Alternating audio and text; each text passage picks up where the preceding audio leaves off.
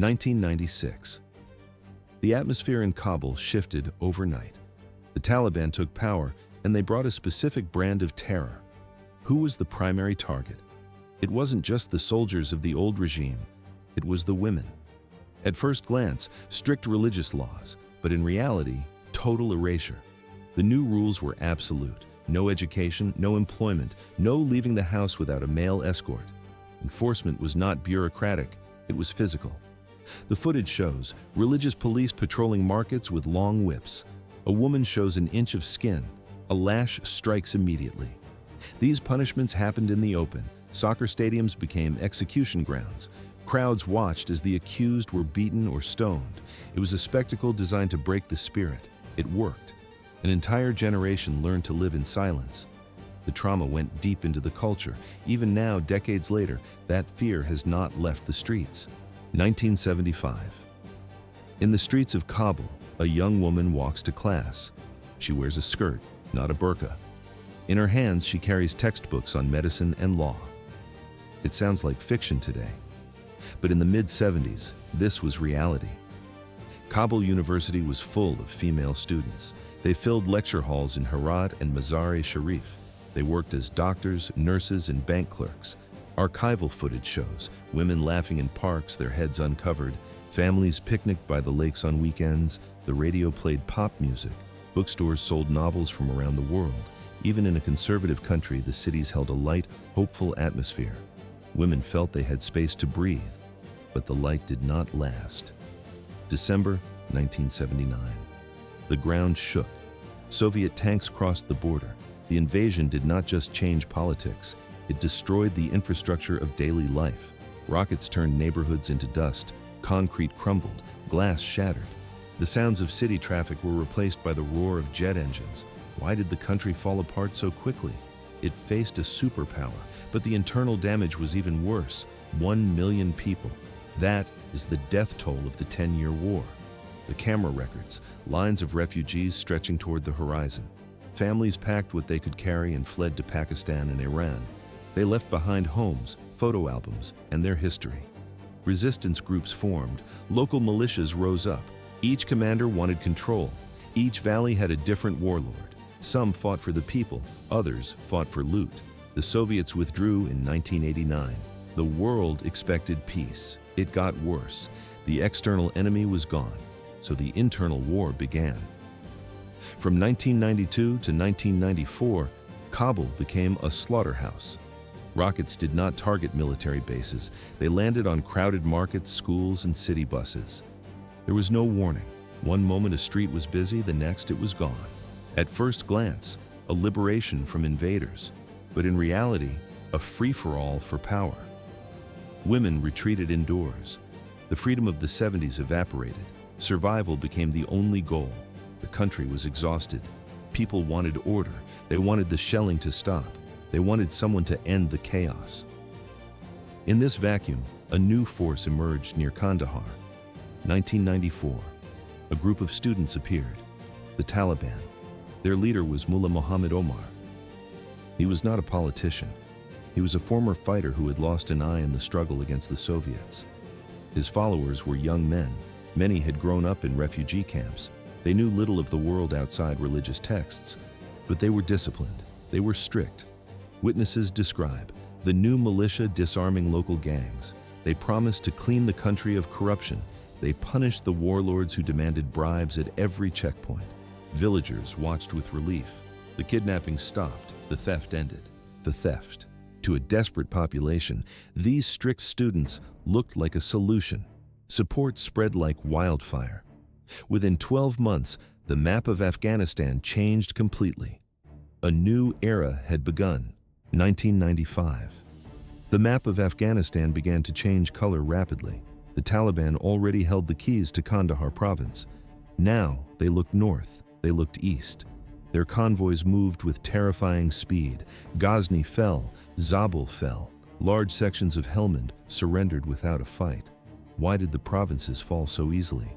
The local warlords were heavily armed, but they were hated by the people, and their corruption had rotted their defenses from the inside. The Taliban didn't just occupy territory, they dismantled the administration.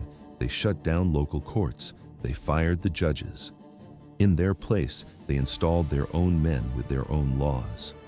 By the middle of 1996, the South and the West belonged to them. Then came the target everyone feared. September 1996, the assault on Kabul lasted only 48 hours. Rockets hit the city outskirts. Government leaders packed their bags and fled into the night. The Taliban pickups rolled into the capital. The white flag was raised. The Islamic Emirate of Afghanistan was announced to the world. But this was only the beginning. Life changed instantly. The orders were broadcast immediately. Women were told to leave their offices. They were banned from hospitals. They were barred from schools. In the first few weeks, the gates to girls' education were chained shut. The streets became male spaces. Leaving the house without a male relative became a crime. Clothing rules tightened. Burqas became mandatory. No music, no movies, no television. The camera records, piles of cassette tapes and VCRs lying on the street. Taliban fighters smashed them with rifle butts. At first glance, these seemed like temporary emergency measures, but in reality, it was the foundation of a permanent prison. Some residents hoped the restrictions would soften. They were wrong. As the Taliban organization grew, the enforcement moved into the open. Warnings turned into action. Fear became a physical presence in the city. Ghazi Stadium. Once, it echoed with the cheers of football fans. Now, it echoed with screams. Later, the larger Kabul sports stadium was also repurposed. The Taliban chose these locations for a reason. They were large, they were central, they wanted an audience. Thousands gathered in the stands. They did not watch a match, they watched public torture. Women were dragged to the center of the field. The accusations varied, but the punishment was always physical. One woman faced the crowd for walking outside without a guardian. Another was punished for a sound. The Taliban claimed her shoes clicked too loudly on the pavement. A teacher, desperate to return to her students, was beaten simply for trying to work. The executioners used specific tools, cables, heavy sticks, leather whips. The number of lashes was calculated, 10 for a minor infraction, 30 or more for defiance. The footage shows, the crowd in the stands is motionless. No one dares to look away. It was a spectacle designed to break the will of the population. Women who once walked to work with confidence now stayed behind locked doors for days. Families were terrified to let their daughters step outside, even to buy bread or visit a doctor. The consequences were immediate. Hospitals struggled. Experienced female staff were removed overnight, leaving a massive void in healthcare. But the regime did not care about medical statistics. They saw that public fear made control easy. The silence of the city was their victory. The system had proved it worked, and they prepared to push even harder. Thus began the era of total suppression. 1997 marked the tipping point. By this date, the Taliban war machine had rolled across the map, swallowing territory mile by mile. Herat, Farah, Nimruz, Uruzgan, Helmand. One by one, major provinces collapsed under the pressure. The black and white flags rose over government buildings. As soon as a city fell, a new commander took charge. Why did the rules change from city to city? The central command was distant, and local warlords interpreted the law. But the fear remained constant. Herat became a prison within a prison. Mullah Abdulmanan Niazi took command of the region. He didn't just govern, he suffocated the city with new restrictions. The hospitals were already crumbling from mortar fire and years of neglect. But now, a new threat appeared inside the wards. The footage shows empty corridors and shadowed figures. When female nurses arrived to treat the dying, they were met with violence. Taliban fighters beat them with cables and rifle butts. Their crime was working without explicit male permission, but this was only the beginning. In Kabul, the nightmare became routine. Every week brought fresh accusations. A woman walks to the market. Suddenly, a shout stops her. Her socks are too thin. Her stride is too confident. These were not minor infractions. They were grounds for public beatings. At first glance, the city slept. But in reality, a secret network operated in the shadows. Women limped into underground clinics under the cover of darkness. Doctors worked in silence. They stitched cuts. They set broken bones. They treated the bruises left by the morality police. Everyone in the room knew the risk. If a patrol entered, both the doctor and the patient would face the lash. The enforcers belonged to the Department for the Promotion of Virtue and the Prevention of Vice. They owned the streets. In the frame, men with thick beards holding long, flexible switches tucked under their arms. They stood on corners like hunters. They scanned the crowd for a slipped veil or a flash of ankle. The terror penetrated the home. Glass windows became liabilities. Fathers nailed heavy blankets over the frames to block the view from the street. Sunlight disappeared from living rooms. Daughters retreated into the gloom, hiding from the world outside. Normal life vanished entirely. August 1998. The timeline of the city broke in two. The Taliban forces breached the northern defenses of Mazar-e-Sharif. It was a strategic center with hundreds of thousands of residents. The battle for the streets raged for days. Mortars hit residential blocks. Smoke filled the alleys. When the gunfire finally stopped, a new order emerged. Normal life did not just fade, it was extinguished. The aftermath was immediate and devastating. Bodies lay uncollected in the heat. Civilians died in the crossfire or in the purges that followed. Why did they target the university first? It seemed like a bureaucratic change, but the goal was to crush the city's intellect. Women who held power, professors at Balkh University, lawyers in the district courts, government officials, lost everything. They were fired within the week. Thousands of female students arrived at school gates only to find chains and padlocks. The doors shut overnight. Then came the raids. Patrols kicked down doors across Mazar-e-Sharif. They searched for prohibited items. They hunted for faces from the old regime. Stepping outside became a gamble. A woman could be beaten for standing 3 steps from her own threshold. The famous Blue Mosque and Shaharsu Square changed functions. They were no longer places of prayer or trade. They became sites of public torture. Shoppers at the market heard the cracks of the lash. They did not look up. They hurried home, shaken and silent. But in Kabul, the spectacle was even larger. The National Stadium filled up. Thousands of people sat in the stands. Attendance was not a choice. It was a demand. You were forced into the seats at gunpoint. At first glance, a sporting event, but in reality, a public execution. One case remains infamous. A 20-year-old woman accused of adultery was dragged to the center circle. The punishment was brutal. The footage shows the crowd is silent, watching from the concrete stands. Even the hardened Taliban fighters looked away. Later, in private, some supporters admitted the scene disturbed them, but their discomfort changed nothing. The blood was washed off the grass. The system remained. But this was only the beginning. In Herat, the crimes were different. Tailors were arrested for sewing clothes deemed foreign. But the real war was against knowledge. Women organized underground schools. They gathered in basements, whispering lessons, trying to keep education alive. It was dangerous work. If caught, the punishment was immediate and public. By 1999, the map had changed. The Taliban controlled the entire country, save for a few pockets of resistance in the north. They felt invincible. Warnings ceased. Action began. Jalalabad became the testing ground for the strictest interpretations. Commanders inspected fabric on the street. If a woman's covering was too thin or too short, she was struck on the spot. There was no court. The soldier was the judge. The Department for the Promotion of Virtue unleashed its officers. They stopped waiting at the markets. They violated the sanctity of the home. Officers stormed into houses without notice. They tore through closets and shelves, the camera records, books being thrown into the street and burned. Former female police officers and teachers were the prime targets. Local informants watched their windows day and night. The Taliban viewed them not as citizens, but as symbols of an era that had to die. Resistance was impossible. The year 2000 brought a catastrophe. It was not a war, but the weather itself turned against Afghanistan. A severe drought struck the provinces of Badghis, Ghor, and Faryab. The earth cracked.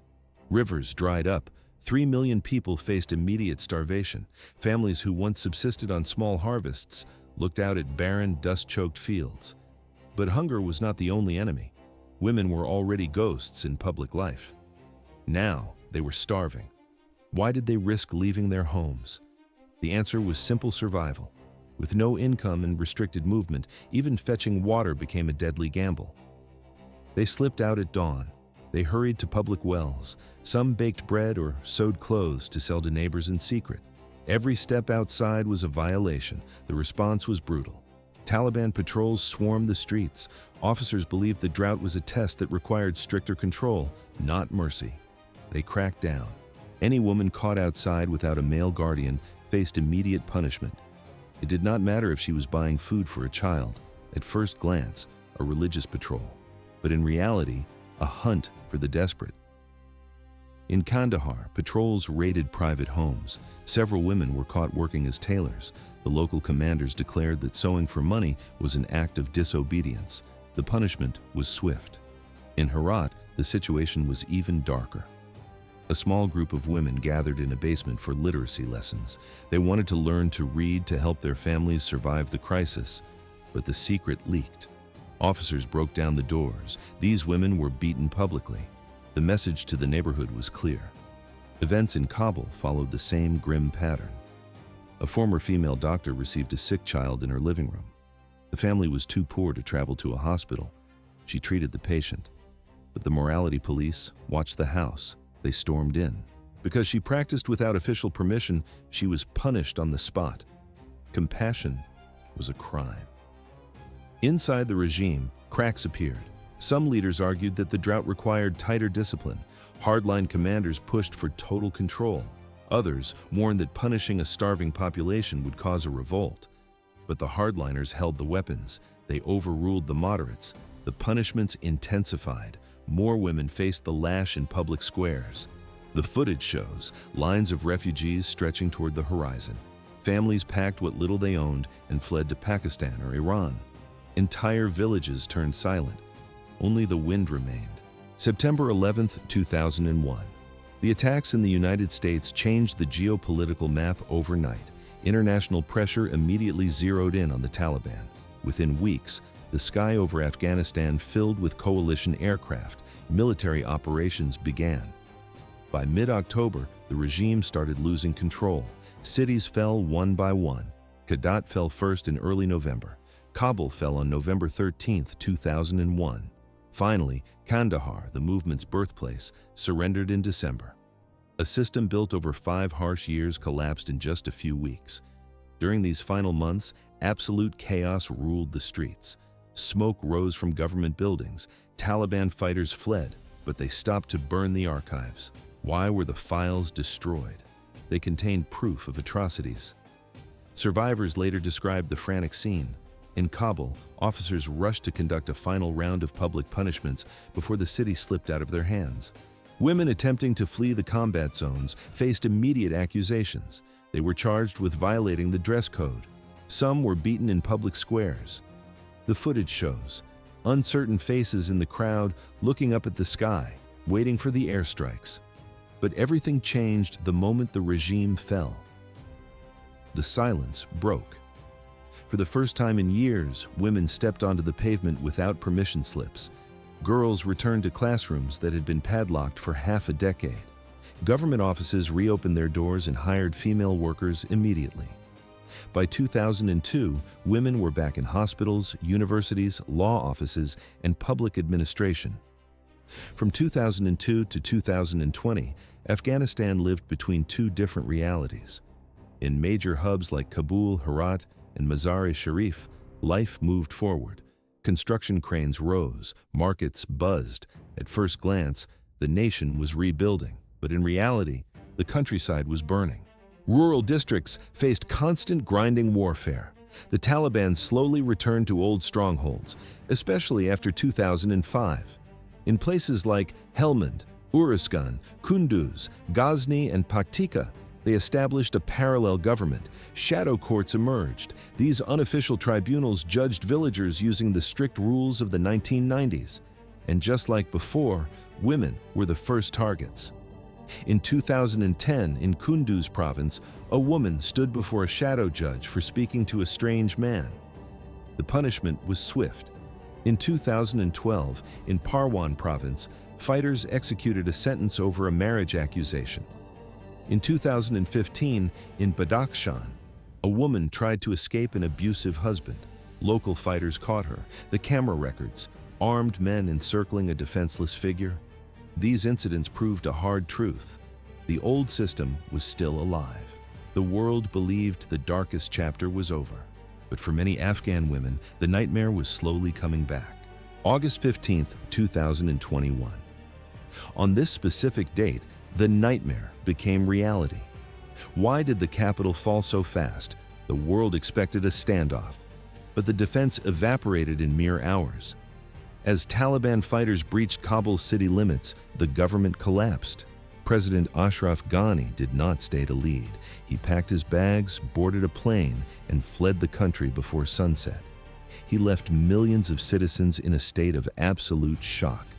The footage shows the streets are choked with people. Families sprint toward the airport, desperate to catch a flight before the gates close forever. They ran because they knew what was coming. Within days, the new order settled in. The Taliban issued a decree. Women must stay home until further notice. High schools for girls were padlocked just 1 month later. Female employees at TV channels, banks, ministries, and humanitarian groups were turned away at the door. They were told to wait for instructions that would never come. 20 years of progress disappeared instantly. At first glance, the Taliban promised the world a moderate rule, but in reality, they were simply buying time. They claimed public punishments were a relic of the past. But those who survived the 1990s knew better. These promises were empty. It was only a matter of time. Within weeks, the masks slipped. Patrols reappeared on street corners. Armed men began questioning women about their movements. Commanders enforced strict dress codes with zero tolerance. The old fear returned, heavy and suffocating. The violence restarted quietly. December 2021. In Gore province, local officials punished several women for moral crimes. The accusations were vague. There were no lawyers, no defense, and no appeals. Families who wanted to intervene were threatened into silence. Then came January 2022. In Kandahar, the lashings moved inside a large mosque after Friday prayers. The camera records, rows of men sitting on the carpet, forced to watch the beatings. In March, a woman in Takhar province faced punishment for violating marriage rules. It was a signal to the entire nation. The system had reset. Around this time, Supreme Leader Hibatullah Akhundzada ended the charade. He issued a direct command to all provincial governors: enforce the traditional punishments fully. No delays, no mercy. Events accelerated. Local commanders competed to show their loyalty to the new directive.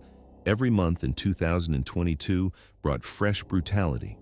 In November, public squares in Logar, Kapisa, and Parwan filled with spectators. Some victims received over 100 lashes. The punishment was carried out in front of men, women, and even children.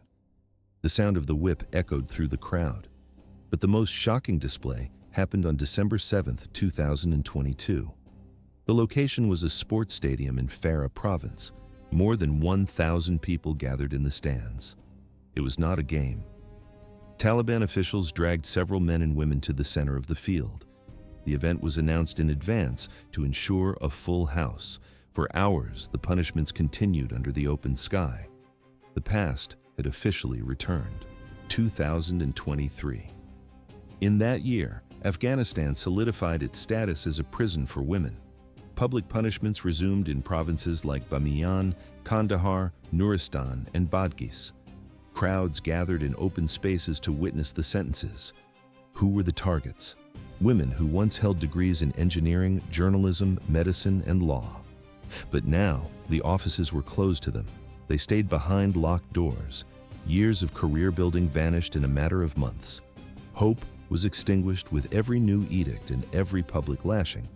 But this was not random violence. The world watched and recognized the signature. The punishments followed a strict, calculated structure. Nothing was spontaneous. At first glance, mob justice. But in reality, a complex administrative system. Multiple groups keep the machine running. The Ministry for the Promotion of Virtue issues the directives. District commanders enforce the borders. Religious judges deliver the verdicts. Local patrols roam the streets, scanning for violations. The process allows for no deviation. Officers dragged the accused before a judge selected by the regime. In the frame, a woman standing alone without counsel. There is no lawyer, no defense team, no opportunity to speak. Decisions are swift. Families stay silent. They fear that a word of protest will bring the enforcers to their own doors. This structure remained identical from the 1990s to the 2020s. The same pattern was used again and again. The rules shaped every single aspect of life.